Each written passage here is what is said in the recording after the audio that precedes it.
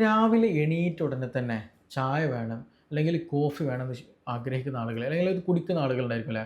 യഥാർത്ഥത്തിൽ നിങ്ങൾക്ക് ഈ ഉണ്ടാകുന്ന അസിഡിറ്റിയുടെ അല്ലെങ്കിൽ ഗ്യാസ്ട്രിക് ഇറിറ്റേഷൻ്റെ കാരണം അല്ലെങ്കിൽ പ്രധാന കാരണം എന്ന് പറയുന്നത് ഏതാണ്? ഈ ഒരു ശീലമാണെന്നുള്ളതാണ്. അപ്പോൾ ഈ ഒരു ശീലം നിങ്ങൾ കൃത്യമായി ഒരാഴ്ച തന്നെ നിങ്ങൾ നല്ല രീതിയിലൊന്ന് കൺട്രോൾ ആക്കി അല്ലെങ്കിൽ അവോയ്ഡ് ചെയ്താണെന്നുണ്ടെങ്കിൽ വളരെ നല്ല മാറ്റം നിങ്ങളുടെ ബോഡിയിൽ കാണാൻ പറ്റും എന്നുള്ളതാണ്. അപ്പോൾ ഇന്ന് ഇവിടെ ഡിസ്കസ് ചെയ്യാൻ പോകുന്നത് ഈ ഒരു വിഷയത്തെ കുറിച്ചിട്ടാണ്.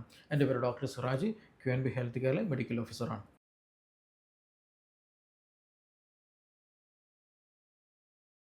പലപ്പോഴും പല ആളുകളും ഇത് കോമൺ ആയിട്ട് പറയുന്നൊരു കംപ്ലയിൻ്റാണ്, ഡോക്ടറെ അസിഡിറ്റിയാണ് പ്രശ്നം, അല്ലെങ്കിൽ നെഞ്ചരിച്ചിലെ പ്രശ്നമാണ്, ഛർദ്ദിക്കാൻ വരുന്നുണ്ട്, പ്രത്യേകിച്ച് രാവിലെ എഴുന്നേൽക്കുന്ന സമയത്ത് ഓക്കാൻ വരിക, ഛർദ്ദിക്കാൻ വരിക, നെഞ്ച് എരിയുക എന്നുള്ളതാണ്. അതും തന്നെ പ്രത്യേകിച്ച് പറയാനുള്ളത് ഈ പറഞ്ഞതുപോലെ എന്തെങ്കിലും ചായ കുടിക്കുന്ന സമയത്ത് അല്ലെങ്കിൽ ചായ കുടിച്ച് കഴിഞ്ഞ് അല്ലെങ്കിൽ കോഫി കുടിച്ച് കഴിഞ്ഞാൽ ഇത് വളരെ നല്ല രീതിയിൽ കൂടുന്നുണ്ട് എന്നുള്ള രീതിയിൽ പലരും പറയും. ഇന്നും എൻ്റെ അടുത്ത് വന്നത് ഈ ഒരു പ്രശ്നം പറഞ്ഞ പേഷ്യൻ്റ് എന്നുള്ളതാണ്. അപ്പോൾ ഇവരുടെയൊക്കെ ഹിസ്റ്ററി എടുക്കുന്ന സമയത്ത് നമുക്ക് മനസ്സിലാക്കാൻ പറ്റും, ഇവരിൽ ബഹുഭൂരിപക്ഷം ആളുകൾ ഈ പറഞ്ഞതുപോലെ എംപ്റ്റി സ്റ്റൊമക്കിൽ വെറും വയറ്റിൽ ഒന്നെങ്കിൽ കോഫി അല്ലെങ്കിൽ ബ്ലാക്ക് ടീ നല്ല രീതിയിൽ കുടിക്കുന്നുണ്ടെന്നുള്ളത് തന്നെയാണ്. അപ്പോൾ ഇത് രണ്ടും നല്ല രീതിയിൽ എന്ത് ചെയ്യുന്നുണ്ട്, ഇതിന് ഒരു കാരണമാകുന്നുണ്ട് എന്നുള്ളത് തന്നെയാണ്. പ്രത്യേകിച്ച് എടുത്ത് പറയുകയാണെങ്കിൽ ഇതിലെല്ലാം അടങ്ങിയിട്ടുള്ള ഒന്ന് ഇത് കോഫി ആകട്ടെ ടീ ആകട്ടെ, ഇതെന്ത് ചെയ്യും, നല്ല രീതിയിൽ നമ്മുടെ സ്റ്റൊമക്കിലുള്ള ലൈൻസ് അല്ലെങ്കിൽ സ്റ്റൊമക്കിൽ ഉണ്ടാകുന്ന വാൾസിന് എന്ത് ചെയ്യും, നല്ല രീതിയിൽ ട്രിഗറിങ് ഉണ്ടാക്കും.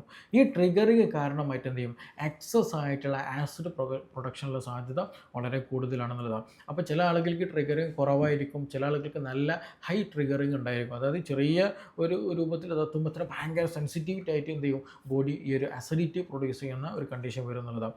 അപ്പോൾ ഈ ട്രിഗറിങ് കാരണമായിട്ട് ഒരു കഫീൻ്റെ പ്രസൻസ് കാരണമായിട്ട് ഈ ട്രിഗറിങ് ഉണ്ടാകുകയും ഈ ട്രിഗറിങ് കാരണമായിട്ട് എന്ത് ചെയ്യും, എക്സസ് ആയിട്ടുണ്ടാകുന്ന ആസിഡ് പ്രൊഡക്ഷനിലേക്ക് അത് നയിക്കും എന്നുള്ളതാണ്. അപ്പോൾ അതുകൊണ്ട് തന്നെ എന്ത് ചെയ്യുക, ഇത് ഒഴിവാക്കുന്നതാണ് ഒന്നാമത് നമ്മൾ മനസ്സിലാക്കുന്നത്. ഈ ഒരു കാരണത്തിലൂടെ ഒന്ന് മനസ്സിലാക്കുന്നത്. രണ്ടാമത് എന്താണ് ചോദിക്കുകയാണെന്നുണ്ടെങ്കിൽ, നമ്മളിത് കുടിക്കലോട് കൂടിയിട്ട് അത് എസ്പെഷ്യലി കോഫിയൊക്കെ ആണെന്നുണ്ടെങ്കിൽ പലപ്പോഴും നമ്മളതൊരു എനർജി ആയിട്ട് ഒന്ന് സ്ട്രെങ്ത് കിട്ടാനൊക്കെ ചിലപ്പം കുടിക്കും, ആ ഒരു ഉറക്കമൊക്കെ ഒന്ന് പോകാൻ വേണ്ടിയിട്ട്. പക്ഷെ ആ ഒരു സമയത്ത് കോർട്ടിസോൾ എന്ന് പറയുന്ന ഹോർമോൺ എന്ത് ചെയ്യും, സ്പൈക്ക് ചെയ്യാൻ തുടങ്ങും. അതൊരു തരം സ്ട്രെസ് ഹോർമോൺ കൂടെയാണ്. അപ്പോൾ അത് എന്ത് ചെയ്യും, സ്പൈക്ക് ചെയ്യാനോട് കൂടിയിട്ട് എന്ത് ചെയ്യും, നമ്മുടെ ബോഡിയിൽ പലതരത്തിലുള്ള മാറ്റങ്ങൾ ഉണ്ടാക്കും എന്നുള്ളതാണ്. അതിൽ പ്രധാനപ്പെട്ടതാണ് നമ്മുടെ ഇമ്മ്യൂണിറ്റിനെ അത് ബാധിക്കുന്നുണ്ട്, അതേപോലെ തന്നെ മറ്റു സ്ട്രെസ്സിനെ നമ്മൾ ബാധിക്കുന്നുണ്ട്. അങ്ങനെ പലതരത്തിലുള്ള ശാരീരിക അസ്വസ്ഥതയിലേക്ക് എത്തിക്കും. മാത്രമല്ല ഈ ഗ്യാസിൻ്റെ സെക്രേഷൻസിനൊക്കെ എന്ത് ചെയ്യുന്നുണ്ട്, അത് ബാധിക്കുന്നുണ്ടെന്നുള്ളതാണ്. അപ്പോൾ നമ്മൾ നല്ല എനർജി ആണെന്നുള്ള രീതിയിൽ നമ്മളിത് കുടിക്കുന്നുണ്ട്, നമുക്കതിനൊരു എഫക്റ്റ് കിട്ടുകയും ചെയ്യും. പക്ഷേ ഈ ഒരു ഹോർമോണിൻ്റെ പ്രസൻസ് കാരണം അതിൻ്റെ സ്പൈക്ക് കാരണമായിട്ട് കംപ്ലീറ്റ്ലി നമ്മുടെ ഒരു സർക്കേഡിയൽ ആ റിതം എന്ത് ചെയ്യും, നല്ല രീതിയിൽ ഡാമേജ്ഡ് ആക്കും എന്നുള്ളതാണ്. അതേപോലെ തന്നെ നമ്മൾ ശ്രദ്ധിക്കാനുള്ളത്, ഇനിയിപ്പോൾ നല്ലൊരു എനർജി ഡ്രിങ്ക് അല്ലേ, ആ ഒരു എനർജി ഡ്രിങ്ക് നമ്മൾ രീതിയിൽ ഒരു കോഫി കുടിച്ച് നോക്കാം. അപ്പോൾ ആ കഫെയിൻ എന്ന് പറയുന്ന ആ ഒരു പാർട്ടിൻ്റെ എഫക്റ്റ് കാരണമായിട്ട് നമുക്ക് നല്ല സ്ട്രെങ്ത്തും എനർജിയൊക്കെ ഫീൽ ചെയ്യും. പക്ഷേ ഒരു മിഡ് ഡേ അല്ലെങ്കിൽ ഒരു 11-12 മണി ആവുന്ന സമയത്തോട് കൂടിയിട്ട് നമ്മുടെ എനർജി കംപ്ലീറ്റ് ലോസ് ആയിട്ട് പോകും. കാരണം ആ കഫെയിൻ്റെ ഒരു എഫക്റ്റ് നമ്മുടെ ബോഡിയിലോട് കൂടിയിട്ട് നമ്മുടെ എനർജി പെട്ടെന്ന് ഡൗൺ ആയിട്ട് പോകും എന്നുള്ളതാണ്. അപ്പോൾ അതുകൊണ്ട് തന്നെ ഇതൊരു സ്ഥിരമായിട്ട് എല്ലാ സമയത്തും ഉപയോഗിക്കരുത് എന്നുള്ളതാണ്. അപ്പോൾ നമ്മൾ ഏതെങ്കിലും കണ്ടീഷനിലൊക്കെ ഉപയോഗിക്കേണ്ട വലിയ പ്രശ്നമൊന്നും ഉണ്ടായിരിക്കില്ല. പക്ഷേ ഇത് സ്ഥിരമായിട്ട് എടുത്തു കഴിഞ്ഞാൽ ഈ പറഞ്ഞതുപോലെ ബുദ്ധിമുട്ടുകൾ വരും എന്നുള്ളതാണ്. അതേപോലെ തന്നെയാണ് ഇത് സ്ഥിരമായിട്ട് നമ്മൾ കഴിച്ചിട്ടുണ്ടെങ്കിൽ, വെറും വയറ്റിൽ കുടിക്കുകയാണെന്നുണ്ടെങ്കിൽ നമ്മുടെ ഈ ഒരു ഇൻറ്റസ്റ്റൈനിൽ അല്ല അതേപോലെ തന്നെ നമ്മുടെ സ്റ്റൊമക്കിലുള്ള ലൈൻസുകളിൽ എന്ത് ചെയ്യും, ഇൻഫ്ലമേഷനിലേക്ക് അത് നയിക്കും എന്നുള്ളതാണ്. അതിന് ഇറിറ്റേഷൻ ഉണ്ടാക്കിയിട്ട് അവിടെ എന്ത് ചെയ്യും, ഈ പറഞ്ഞതുപോലെ ബുദ്ധിമുട്ടുകൾ ഉണ്ടാക്കുകയും ഇൻഫ്ലമേഷൻ ഉണ്ടാക്കുകയും അത് പിന്നെ അസിഡിറ്റിയിലേക്ക് നയിക്കുന്ന ഒരു സാഹചര്യം വരും എന്നുള്ളതാണ്. അപ്പോൾ അതുകൊണ്ട് തന്നെ ഒരിക്കലും എന്ത് ചെയ്യരുത്, ഈ രാവിലെ സ്ഥിരമായിട്ട് ഈ ഒരു വെറും വയറ്റിൽ കോഫിയോ അല്ലെങ്കിൽ ചായയോ കുടിക്കുന്ന ശീലം ഉണ്ടെന്നുണ്ടെങ്കിൽ അത് പരമാവധി, എസ്പെഷ്യലി ബ്ലാക്ക് ടീ ബ്ലാക്ക് കോഫിയാണ്, അത് വളരെ ഡേഞ്ചറാണ്.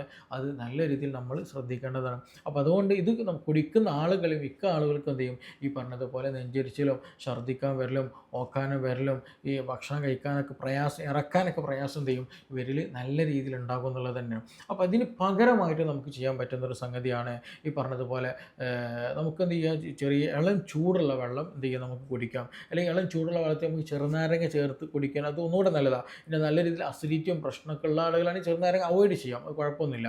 അപ്പോൾ ഇങ്ങനെ സിമ്പിളായിട്ടുള്ള സംഗതി നമ്മൾ ചെയ്യുകയാണെങ്കിൽ വലിയ പ്രശ്നമൊന്നും ഉണ്ടാവില്ല.